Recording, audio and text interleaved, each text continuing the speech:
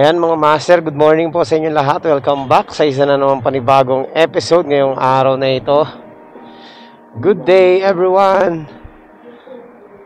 At ngayon po ay, di ko alam kung Huwebes na ngayon, no? Hindi ko na matandaan kung anong araw. So, babiyahe na naman tayo sa ating Lalamove serye. Hindi tayo bumiyahe ng mga nakarang araw. Medyo tinatamad-tamad ako. Tsaka holiday kahapon, di rin ako bumiyahe dahil matumal pag holiday. So, ayan, nandito na naman tayo nagbabalik sa ating episode ngayong araw na ito. So, ang oras po ay alas 9:20 ng umaga. Ayan, so late na naman tayo. Always, laging late. So, ano bang game plan natin ngayon? So, mag-update lang tayo, as usual. Tamad serye na naman to. Try natin kumuha ng dalawang long ride, mga master.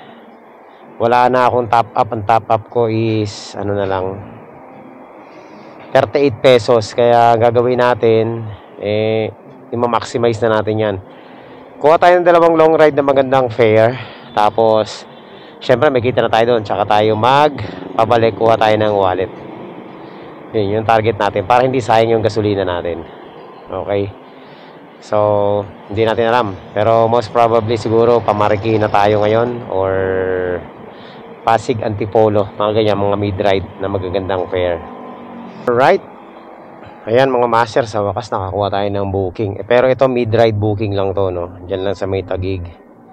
Pagkain to mga master. So malamang single booking lang to, didiretso na natin to.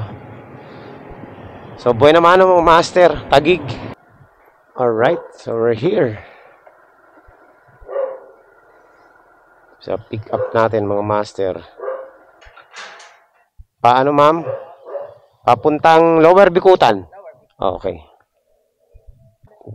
Pag hindi ko makontak, tawagan ko kayo tapos para mapaalam niyo sa kanya. Mahirap kasi signal sa kanila.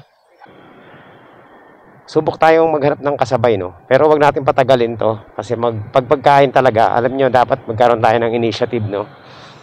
Pagkain, wag niyo nang patatagalin mga master.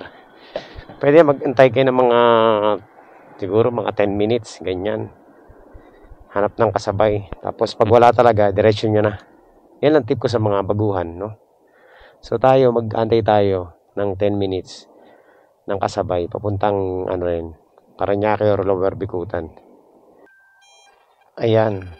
So meron tayong double booking mga master. Eksakto, no? Wala pa sa 10 minutes. Nasa 3 minutes lang ang pag-antay natin. Dito lang 'to mga master. Tawagan muna natin ang pick up natin para malaman kung anong i-pick upin natin. Hello po. Ma'am, good morning po. Sa Lalamove po ito, ma'am. Ma'am, nandito po ako sa loob ng multinational sa may Gatchalian. Tama po ba 'to? Papasok ng loob ng Gatchalian. Meron po akong wala po. Pero yung lalabag ko, ma'am, may laman kasing pagkain. Kaya po ba yan sa harapan ng scooter? Mga galon po ba yan, ma'am? Galon?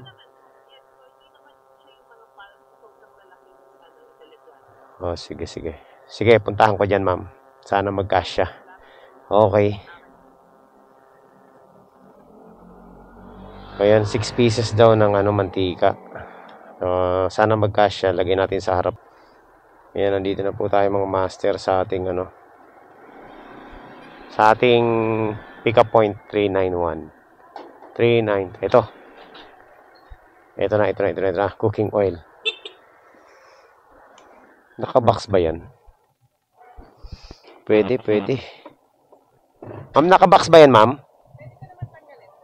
Hindi, mas maganda naka-box. Ito, lagay ko sa likod. Tapos, kasama yan. Dalawa lang. Mas maganda naka-box para madaling dalhin. Nilaman kasi yung bag ko kaya hindi pwede sa likod eh. Sige. Bali, 95 no? Okay na po. Sige. Let's go. Update ko na lang kayo kapag nandun na tayo sa ating drop off. Ayan. So ayan mga master, hindi nasunod yung long ride natin, no? Nandito tayo sa almost mid-ride booking, no? Kasi wala tayong makuhang booking na maganda eh. So ito lang yung medyo maayos-ayos. May mga additional plus 30 at saka plus 20 yung isa. Pero short ride lang. So, kinuha ko na rin kasi sayang eh. Ayan, sa nagtatanong pala, no, may nag-comment sa atin bakit daw hindi ako mag-joyride, ganyan, mag-MC taxi. Matagal ko na pong nasagot yung tanong na yan, mga master. Talagang kung magaganyan naman ako, medyo mababa yung chance na mag-MC taxi ako dahil unang-una, mga master, ayoko magsakay ng tao sa motor ko na hindi ko kilala, di ba? Tsaka ayokong magsakay talaga na mabigat sa motor ko. Yung lagpas 20 kilograms nga, nagrereklamo na tayo. Doon pa sa 50 kilograms pataas, di ba? Mas lalong tayo dyan, laspag tayo dyan. Ganun kabigat yung isasakay mo, tapos tao pa, di ba? Ang laki ng chance na magreklamo yung mga yan eh. So ayun, kaya wala pa sa isip ko na mag-MC taxi. Minsan na sumasagi, pero yung desisyon na mag-MC taxi is malabo pa. Kasi ayoko nga magsakay ng tao sa aking motor. Yan po ang dahilan, mga master. Diba? Hindi kagaya nitong parcel, anytime. Pwede akong tumigil, pwede akong magpahinga. Yan yung advantage yung nakikita ko kasi. Tsaka kahit anong gawin ko dyan, walang reklamo dyan.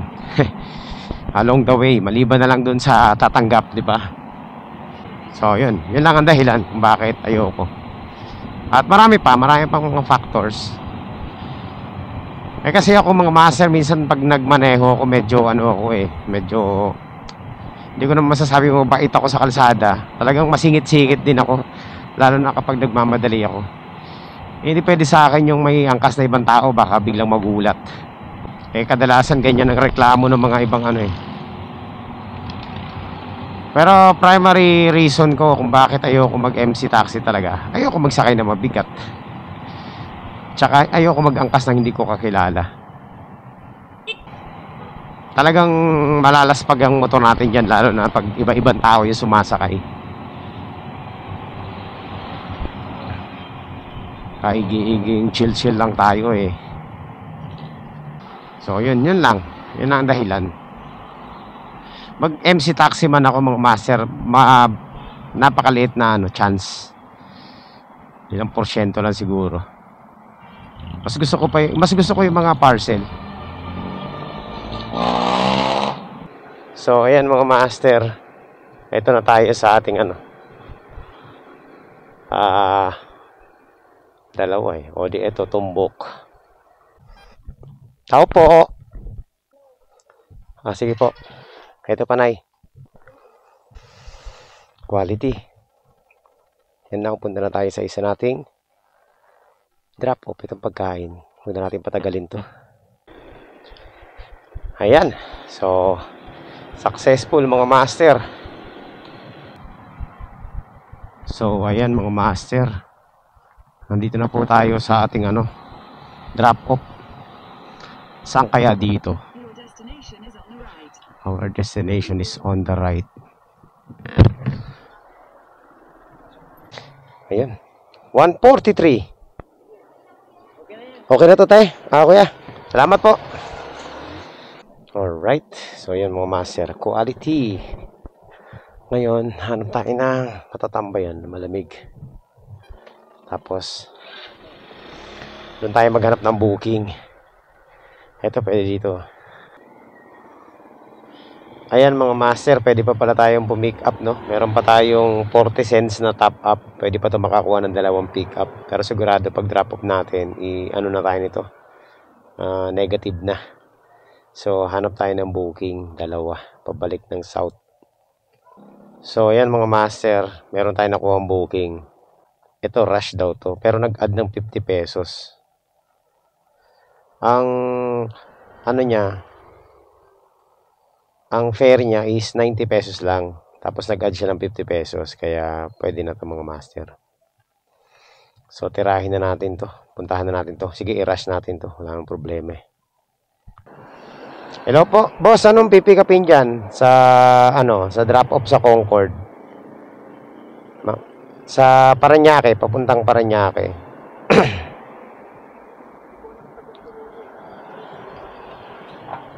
Yun lang, paano natin malalaman kung anong pipick upin natin dyan? Pinaparush nila pero ayaw sabihin kung anong pipick upin natin eh.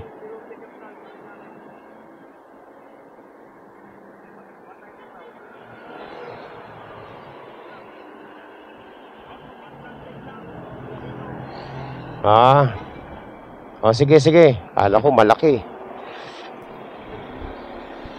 Okay, yun mga master.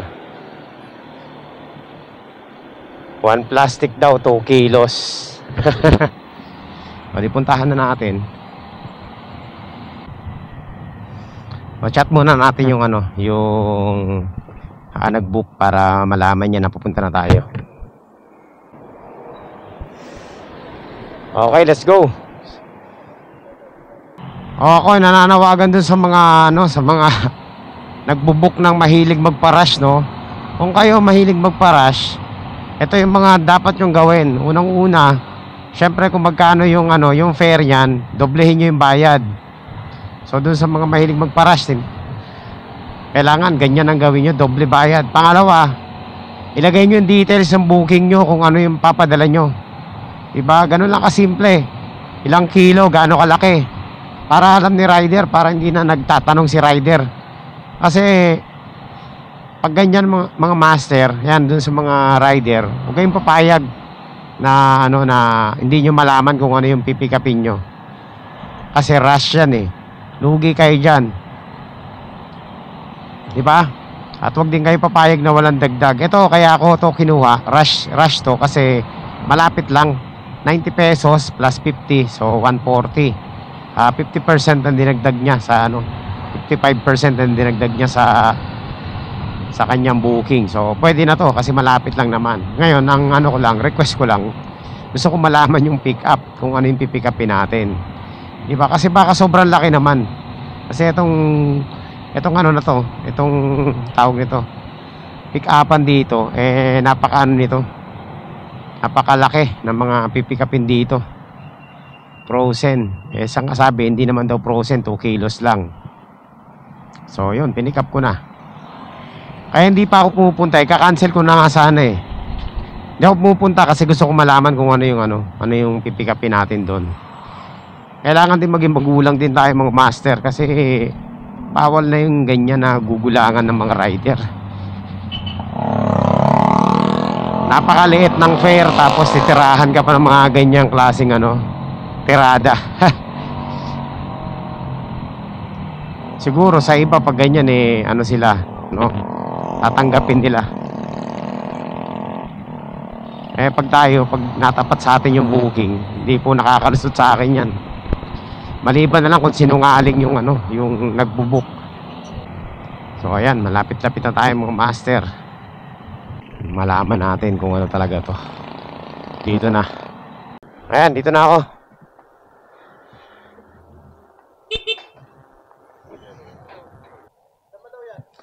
Concord, Parañaque. Rush to rush mga master. Walang problema yan.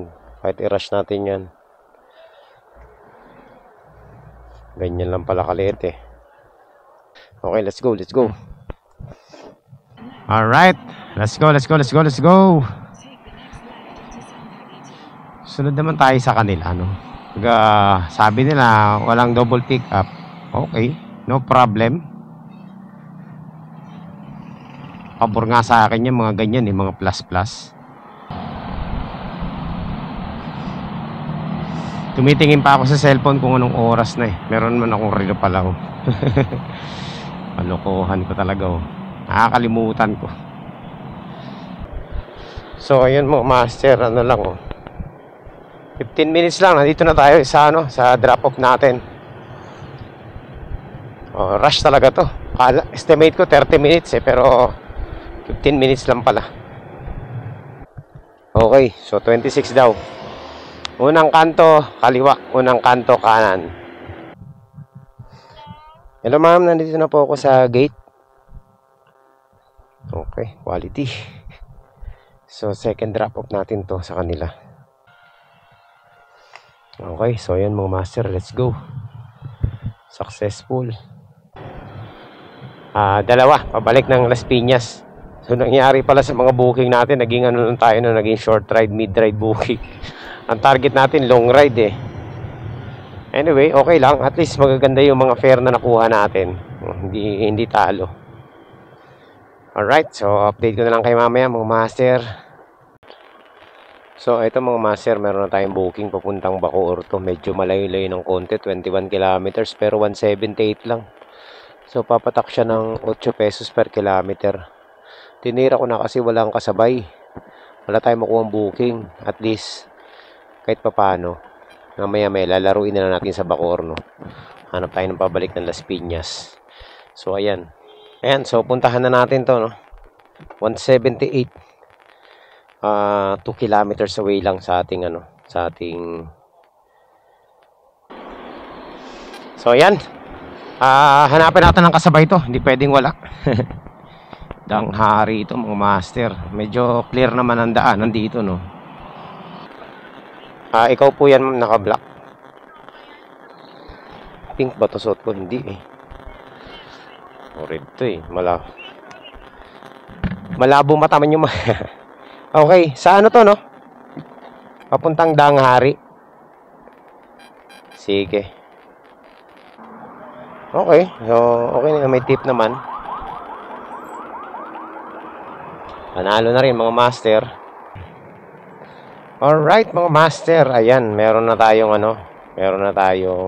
double booking papuntang Bacoor to. So saktong-sakto lang kasi nga papunta tayong Bacoor. So meron na tayong double book. At saka yung ating double book is same way lang sa ating destinasyon.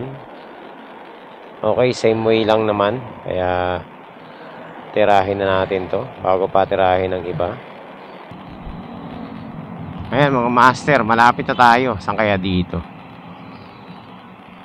Dito na sa tabing kalsada. Pag may nakita tayo siyomayan, yun na yun. Master, waiting pa rin tayo dito. Papa-Gcash daw ang shipping fee. Ayoko, sabi ko cash lang. Dito na lang niya i-Gcash tapos i-cash na lang sa atin, no? Para ganahan naman tayo mag-deliver. Ayan, so kompleto na mga master. Meron na tayong 93 pesos. Ayan, so quality mga master. Okay, let's go. Ano pa pang gagawin natin dito? Sama na natin tong isa na to dito sa likod. Saan kaya dito? Villa Antonio Subdivision. Block 7, Lot 9. Boss, Block 7, Lot 9. Siguro. Dito naka-pinpoint eh. Dito po ba nakatira si Elisa? Lalamove po. Ma'am Elisa. Block 7, Lot 9? Sa phase 1 po ba yun? Mali yata. Doon po ba ang phase 1, ma'am? Kabila. Okay. Sige, salamat. Opo.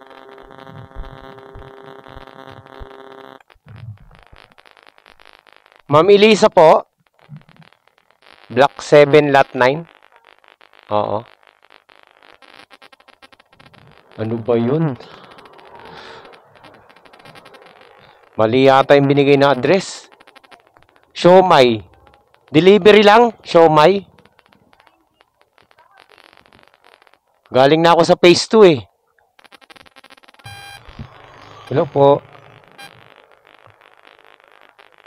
Hello sir. Galing na ako dun sa phase 1 at saka phase 2. Block 7, Lot 9. Wala raw po yung pangalan na Elite. Hindi ko po sir matawagan. Ayos sumagot eh. Sige. Itawagan ko ngayon sir. Wait na po. Tawagan ko ngayon. Oo.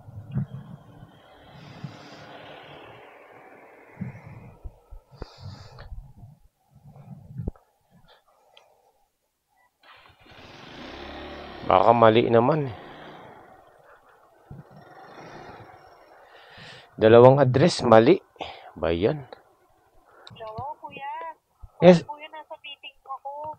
Ma'am, anong address po talaga, ma'am? Block 7, lot 9. Phase 1? Phase 1, nandito na ba kayo sa Pili Antonina? Nandito po ako sa Block 7, Lot 9, ma'am. Eh. Wala raw po ditong ganong pangalan eh. Sa Phase 1. Ay, teka. Kuya, Yes, ma'am. yung motor, ay yung kotse ko yung silver na nasa likod mo.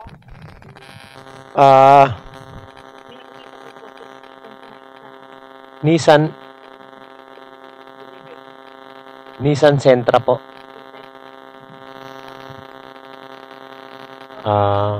Anong ano po? Block 5, Lot 9 po ba? Block 5, Lot 11. Okay. Ayun, kaya pala eh.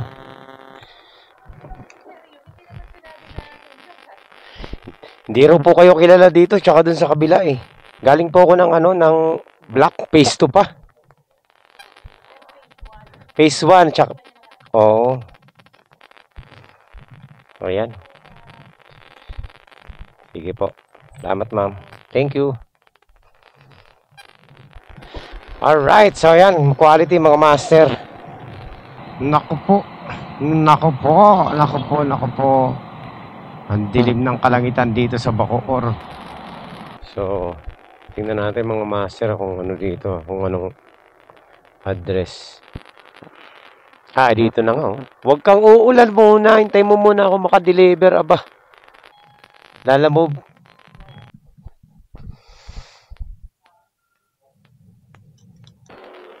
Ayun. Sakto mga master. Uulan na. Labas na tayo dito. Baka bulan tayo ng ulan. So yan. Quality mga master. Ayan. So, successful po ang ating delivery, no? Kaso lang, kailangan natin makahanap muna ng silungan. Kasi baka ulanin tayo. 30 minutes na rin tayo nagpahinga, no? Nandito tayo sa may entrance ng Camellia.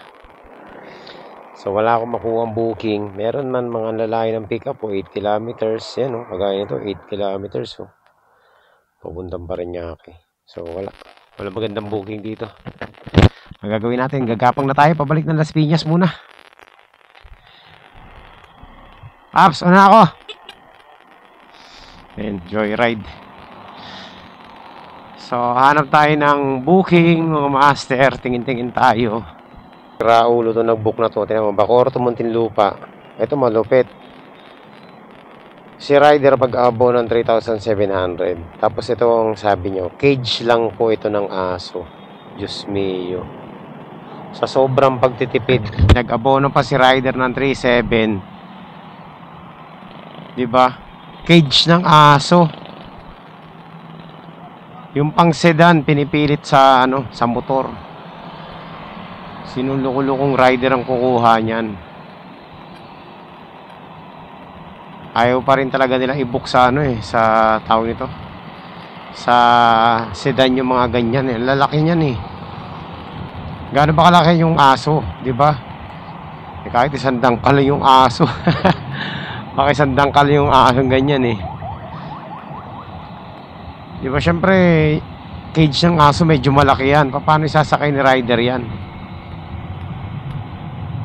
Di talaga nag-iisip tong mga magugulang na na to. Tapos mag-aabono pa ng 3,700. Ilalagay pa ni rider yung sarili niya sa alanganin. Di ba? Shoutout dun sa mga ganyan mag-isip, mga kliyente.